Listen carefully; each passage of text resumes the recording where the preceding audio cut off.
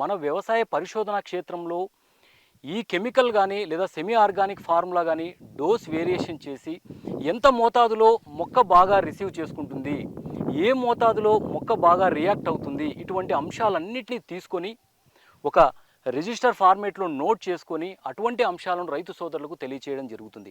దీనికి ఒక చిన్న ఎగ్జాంపుల్ చెప్తా చూడండి.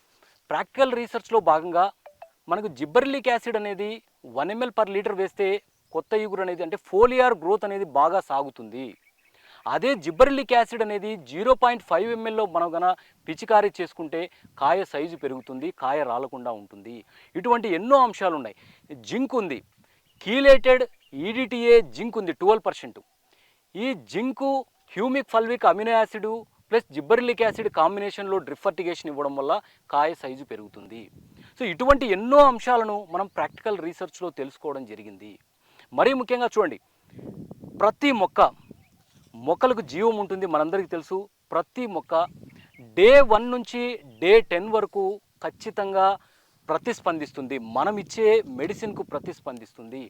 కాబట్టి ఈ ప్రాక్టికల్ రీసెర్చ్లో నేను తెలుసుకున్న అంశం ఏంటంటే, ఒక మొక్కకు వ్యాధి సోకితే డే 1, డే 5, డే 10 డేస్ లోపల 3 times ఖచ్చితంగా ట్రీట్మెంట్ చేస్తే మొక్క రెస్పాండ్ అవుతుంది. ఇటువంటి విషయాలన్నీ ఈ ప్రాక్టికల్ రీసెర్చ్ ద్వారా తెలుసుకోవడం జరిగింది.